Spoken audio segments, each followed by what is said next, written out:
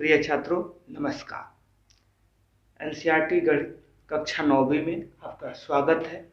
आज हम लोग प्रश्नावली 1.5 करेंगे जिसका क्वेश्चन नंबर 1 दिया गया है। क्वेश्चन नंबर 1 कह रहा है कि बताइए नीचे दी गई संख्याओं में कौन कौन परिमेय है और कौन कौन अपरिमेय है। तो देखिएगा स्टूडेंट, परिमेय और अपरिमेय पर आधारित संख्याओं के गुणों पर आधारित प्रश्न बनाने के लिए थोड़ा सा हमको नियम समझना पड़ेगा। पहला नियम है कि परिमेय संख्या एवं अपरिमेय संख्या, परिमेय संख्या एवं अपरिमेय संख्या का जो योग होता है, जोड़ होता है या अंतर माने घटाव होता है, सदैव कहने का मतलब का हमेशा क्या होता है, अपरिमेय संख्या होती है। दूसरी बात, दूसरा नियम है कि अशून्य, अशून्य कहने का मतलब क्या, नॉन जीरो माने शून्य नहीं। परिमेय संख्या एवं अपरिमेय संख्या का जो गुणनफल होता है वह सदैव क्या होती है, अपरिमेय संख्या होती है। तीसरा नियम होता है कि किसी अपरिमेय और अशून्य माने नॉन जीरो परिमेय संख्या का भागफल एक क्या होती है, अपरिमेय संख्या होती है। तो आइए स्टूडेंट, अब हम लोग एक का एक क्वेश्चन कर रहे हैं।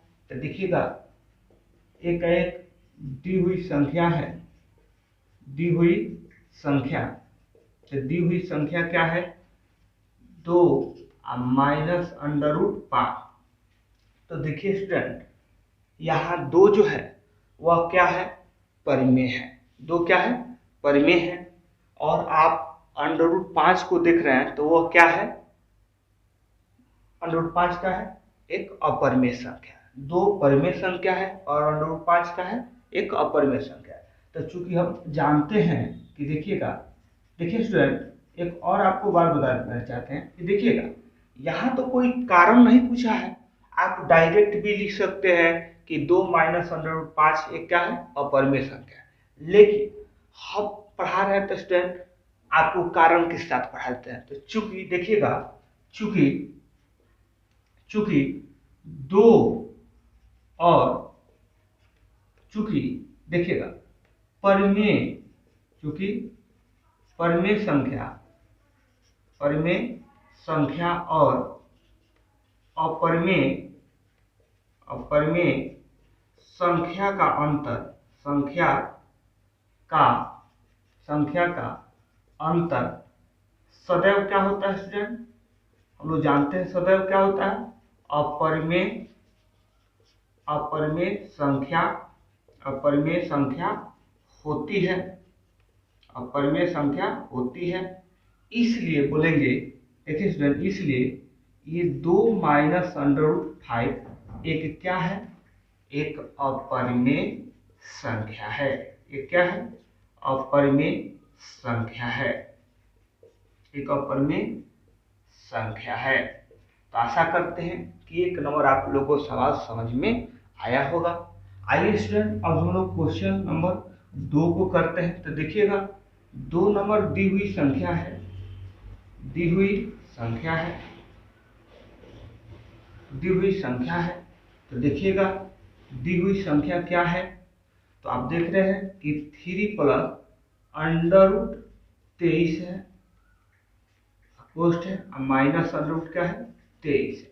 तो देखिए स्टूडेंट, अब हम कोष्ठ को हटा देते हैं। तो कोष्ठ को हटा देंगे तो 3 प्लस क्या हो जाएगा, अंडर रूट 23 आई माइनस का अंडर रूट 23। तो देखिएगा अंडर रूट 23 से ये अंडर रूट 23 का हो जाएगा, कट जाएगा, तो क्या हो जाएगा स्टूडेंट, 3 हो जाएगा। तो हम क्या बोल सकते हैं कि अतः, अच्छा बताइए 3 क्या है, 3 तो परिमेय संख्या है, क्योंकि 3 को 3/1 और इसको p/q के रूप में लिखा जा सकता है। तो बोलेंगे अतः यह क्या है, कहने का मतलब ये जो दी गई संख्या है यह क्या है, अतः यह क्या है, परिमेय संख्या है। अतः यह क्या है, परिमेय संख्या है। तो देखिए स्टूडेंट, आशा करते हैं कि आपको क्वेश्चन नंबर 2 समझ में आ गया होगा। आइए स्टूडेंट, अब हम लोग क्वेश्चन नंबर 3 बना रहे हैं। तो देखिएगा, दी हुई संख्या है दी हुई संख्या। तो देखिएगा दी हुई संख्या क्या है, 2 इंटू अंडर 7 बटा 7 इंटू अंडर 7। तो देखिएगा ये स्टूडेंट, ये अंडर 7 से अंडर 7 क्या हो जाएगा, कट जाएगा, क्योंकि आप जानते हैं कि ये 2 में अंडर 7 से गुणा हुआ है, इसमें 7 अंडर 7 लिख सकते हैं। तो देखिएगा अंडर 7 से अंडर 7 का हो गया, कट गया। तो क्या बचा स्टूडेंट, ये बचा आपका 2/7। तो ये 2/7 क्या है, परिमेय संख्या है, क्योंकि इसको p/q के रूप में लिख सकते हैं हम। तो देखिएगा बोल सकते हैं कि अतः दी गई संख्या, दी हुई संख्या या दी गई संख्या क्या है, या ऐसे ही बोल सकते हैं अतः दी गई संख्या क्या है, परिमेय संख्या, परिमेय संख्या है। या स्टूडेंट अतः दी गई संख्या परिमेय संख्या है, या उतना नहीं लिख करके आप लिख सकते हैं कि अतः यह क्या है, यह परिमेय संख्या है। उसके बाद से देखिए स्टूडेंट,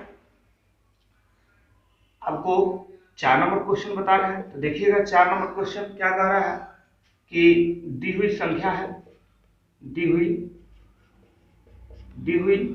संख्या क्या है, दी हुई संख्या बराबर ये है आपका 1/√2। तो थोड़ा सा इसको गौर से हम लोग देखते हैं। तो एक तो क्या है हमारा परिमेय संख्या है, एक क्या है स्टूडेंट, परिमेय संख्या है, यही लिख देते हैं नीचे। देखिएगा ये यही लिख दीजिए, ये क्या है, ये क्या है, परिमेय संख्या, एक परिमेय संख्या है, एक परिमेय संख्या है। अच्छा, ये अंडर 2 एक क्या है, एक अपरिमेय संख्या है, एक अपरिमेय संख्या है। तो देखिएगा हम लोग जानते हैं, ये हम आते हैं तीसरे रूल से। तीसरा रूल कहता है कि किसी अपरिमेय और अशून्य नॉन जीरो परिमेय संख्या का जो भागफल होता है वह क्या होता है, अपरिमेय संख्या। कहने का मतलब ये हो गया कि परिमेय और अपरिमेय संख्या का जो भागफल होता है वह क्या होता है, एक अपरिमेय संख्या होता है। इसलिए बोल सकते हैं कि अतः यह क्या है, अतः यह एक क्या है, अपरिमेय संख्या है। अतः यह एक क्या है, अपरिमेय संख्या है, अपरिमेय संख्या है। देखिए उसके बाद से आशा करते हैं कि आपको 4 नंबर क्वेश्चन समझ में आया होगा। अब आइए क्वेश्चन नंबर हम लोग 1 का 5 करते हैं। तो देखिएगा 1 का 5 है, क्या स्टूडेंट है, तो ये दी हुई संख्या है, दी हुई संख्या, दी हुई संख्या। तो ये क्या है, दी हुई संख्या 2π है, क्या है, 2π है। तो देखिए स्टूडेंट आप लोग जानते हैं कि 2 जो है, 2 एक क्या है, एक नॉन जीरो परिमेय संख्या है, अशून्य परिमेय संख्या है, माने परिमेय संख्या बोल सकते हैं। एवं पाई आप लोग जानते हैं कि क्या है, अपरिमेय संख्या है।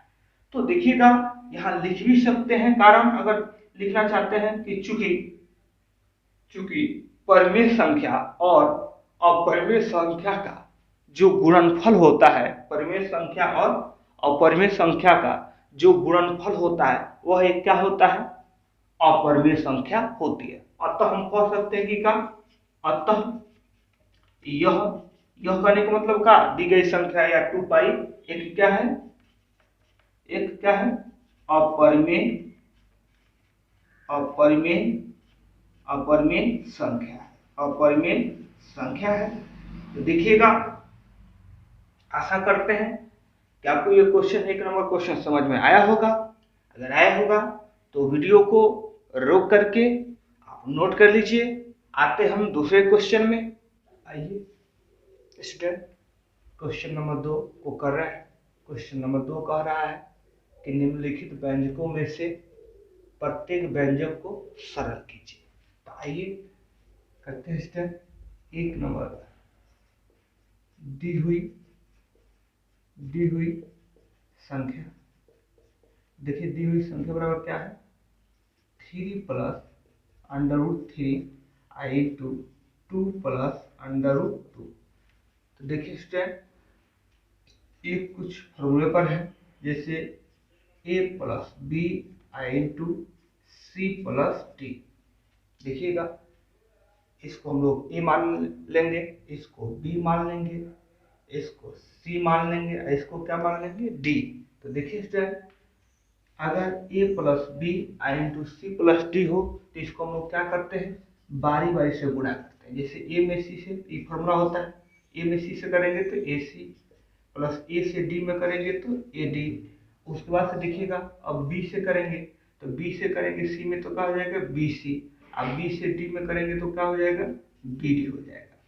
तो ये फॉर्मूला होता है। इसी पर आधारित एक प्रश्न है, तो आइए इसको हम लोग सॉल्व करते हैं। तो देखिएगा, 3 से 2 में गुणा करेंगे तो कितना हो जाएगा, 3 दूना 6 हो जाएगा। अब 3 से अंडर रूट 2 में करेंगे तो क्या हो जाएगा 3 इंटू अंडर रूट 2, क्योंकि आपको बता चुके हैं कि अगर हम m अंडर रूट, देखिएगा a से गुणा करेंगे m into under root a से तो क्या हो जाएगा student, m into under root a हो जाएगा। तो देखिएगा, 3 से अगर अंडर रूट 2 में गुणा करेंगे तो क्या हो जाएगा 3 इंटू अंडर रूट 2 हो जाएगा। अब देखिए स्टूडेंट, आइए a से तो कर दिए, अब b से गुणा कीजिए। तो देखिएगा अंडर रूट 3 से 2 में गुणा करेंगे, अंडर रूट 3 से 2 में, तो देखिएगा ये अगर इसी बात को हम ऐसे लिखें कि अंडर रूट a में अगर m से गुणा करेंगे तभी भी इसको सजा करके क्या लिखेंगे हम लोग, m अंडर रूट a ही होगा। तो देखिएगा, अगर अंडर रूट 3 से 2 में गुणा करेंगे तो क्या हो जाएगा 2 इंटू अंडर रूट 3। अब देखिएगा 3 से सॉरी हाँ, अब अंडर रूट 3 से अंडर रूट 2 में गुणा करना है।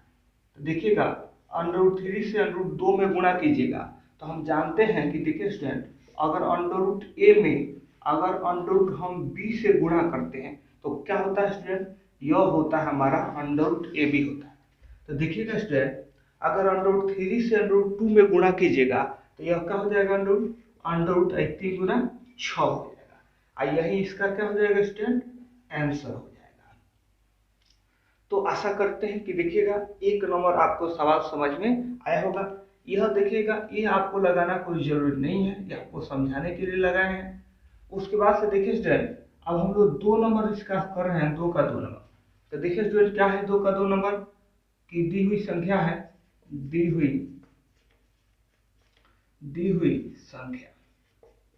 हुई संख्या बराबर क्या है, आप देख रहे हैं कि यह 3 प्लस अंडर रूट क्या है, मैंने 3 प्लस अंडर रूट 3 है, और इंटू में क्या है 3 माइनस अंडर रूट 3। तो देखिएगा स्टूडेंट, आप जानते हैं कि ये किस फॉर्मूले पर है, आप इसको बारी बारी से गुणा कर दीजिएगा तभी बन जाएगा सवाल। लेकिन स्टूडेंट, हम ज़्यादा अगर अलजेब्रिक फार्मूला का इसमें यूज करेंगे तो हम गुणा से बच जाएंगे। तो देखिए स्टूडेंट, इसको हम एक फॉर्मूला आप जानते हैं कि a plus B I into क्या a माइनस बी। तो देखिएगा 3 को आपको क्या मानना है, a मानना है, अंडर रूट 3 को क्या मानना है b। तो इसी प्रकार देखना है, 3 को a मान रहा है, अंडर रूट 3 को b मानना है। तो देख रहे हैं a plus B I into क्या a माइनस बी। तो हम जानते हैं कि आप a plus B into a minus B का फॉर्मूला क्या होता है, a स्क्वायर और माइनस का होता है b स्क्वायर। तो देखिए स्टूडेंट, इसको a बराबर 3 है तो इसको क्या लिख लेंगे 3 का स्क्वायर, b का मान देखिएगा अंडर रूट 3 है तो ये क्या हो जाएगा अंडर रूट 3 का स्क्वायर हो जाएगा। तो देखिए स्टूडेंट, हम जानते हैं कि ये 3 का वर्ग 3 का 9 हो जाएगा, लेकिन जब अंडर रूट का वर्ग करते हैं तो ये अंडर रूट से स्क्वायर से अंडर रूट का हो जाता है, कट जाता है, स्क्वायर से अंडर रूट का हो जाता है, कट जाता है, तो इसलिए क्या बच जाएगा 3 बच जाएगा। आप बोलचाल की भाषा में ऐसे भी बोल सकते हैं कि जब हम अंडर रूट का वर्ग करते हैं तो अंडर रूट हट जाता है। तो देखिएगा ये क्या हो जाएगा 3। तो अब घटा लीजिए, 9 में से 3 गया तो कितना हो गया 6 हो गया, क्योंकि हमको देखिए स्टूडेंट हमको सरल करना। तो देखिएगा, आशा करते हैं कि आपको 2 नंबर सवाल समझ में आया होगा। अब आइए स्टूडेंट, अब हम लोग करते हैं क्वेश्चन नंबर 3 को करते हैं। देखिएगा, क्वेश्चन नंबर 3 दी हुई है, दी हुई सब में हल लिख लीजिएगा स्टूडेंट। दी हुई संख्या है, दी हुई संख्या बराबर क्या है स्टूडेंट, ये है आपका under root 5 plus under root 2 का क्या है होल स्क्वायर। तो देखिए स्टूडेंट, इसको हम क्या करते हैं कि देखिए इसको हम क्या, इसको √5 को ये मान लेते हैं और इसको √2 को का बी। तो देखिए स्टूडेंट, हम लोग जानते हैं, छोटे क्लास से पढ़ते आ रहे हैं कि ए प्लस बी का होल स्क्वायर। तो स्टूडेंट क्या होता है ए प्लस बी का whole square? A square plus b square plus का 2ab। स्टूडेंट आप ये भी फॉर्मूला होता है, लेकिन यहाँ a square plus 2ab plus b square, लेकिन यहाँ सुविधा के लिए हमने इसी को यूज किया, a square plus b square plus 2ab। देखिएगा स्टूडेंट, थोड़ा सा गौर कीजिएगा, तो ए के रूप में क्या है? √5 है, बी के रूप में क्या है? √2 है। तो देखिएगा स्टूडेंट, यहाँ ए स्क्वायर कहने का मतलब का √5 का होल स्क्वायर प्लस बी का स्क्वायर करने का मतलब का √2 का स्क्वायर प्लस 2ab। तो देखिए स्टूडेंट ए का मान क्या है? √5 है, स्टूडेंट बी का मान क्या है? √2 है। तो देखिएगा अब यहाँ बताया है कि देखिएगा स्क्वायर से अंडर क्या हो जाता है? कैंसिल हो जाता है। तो जब स्क्वायर से अंडर कैंसिल हो जाएगा तो क्या हो जाएगा? 5 हो जाएगा। या बोलचाल की भाषा में बोल सकते हैं कि जब अंडर का वर्क करते हैं तो अंडर का हो जाता है? हट जाता है। तो ये क्या हो जाएगा? 5 आप प्लस, इसी से देखिएगा स्क्वायर से अंडर कट जाता है, तो कट जाएगा तो क्या बच जाएगा? 2 बच जाएगा। या कहिएगा कि जब हम अंडर का वर्क करते हैं तो अंडर का हो जाता है? हट जाता है। तो 5 प्लस 2, देखिएगा ये 2। अब ध्यान दीजिएगा, यह जो कंडीशन है आपका, ये किस पर है? यह है m इंटू √a गुणे √b। तो देखिए स्टूडेंट, थोड़ा सा गौर करने वाली बात है कि ये तो m हो जाएगा, इसमें a से b में गुणा करेंगे तो m इंटू √ का हो जाएगा, a भी हो जाएगा। तो इसको क्या लिखेंगे? 2 इंटू ये √5 में √2 से करेंगे तो √ का हो जाएगा 10 हो जाएगा, 5 दूना 10। अब स्टूडेंट एक ज्यादा है तो इसको जोड़ दीजिए, तो 5 2 कितना हो जाएगा? 7 प्लस 2 √5। तो यही इसका क्या हो जाएगा? ये हल हो जाएगा। तो आशा करते हैं कि देखिएगा आपको 3 नंबर सवाल समझ में आया होगा। आइए अब हम लोग 4 नंबर सवाल को सॉल्व करते हैं। तो लिख लेंगे हल में कि दी हुई संख्या है। देखिए दी हुई संख्या बराबर क्या है? तो ये है आपका √5 माइनस √2, √5 माइनस √2 इंटू √5 प्लस √2। तो देखिए स्टूडेंट, ये फॉर्मूला जो है आप इस पर कर सकते हैं कि इसी पर बैठा दीजिए कि a माइनस बी इंटू क्या? a plus B. देखिए आप a प्लस बी को पहले भी लिख सकते हैं, बाद में भी लिख सकते हैं, उससे कोई दिक्कत नहीं है। तो देखिए स्टूडेंट, इसका फॉर्मूला आप लोग जानते हैं कि क्या होता है? a स्क्वायर माइनस क्या होता है? b square. तो थोड़ा सा गौर से बात देखिएगा कि ए बराबर क्या है? √5 है और b बराबर क्या है?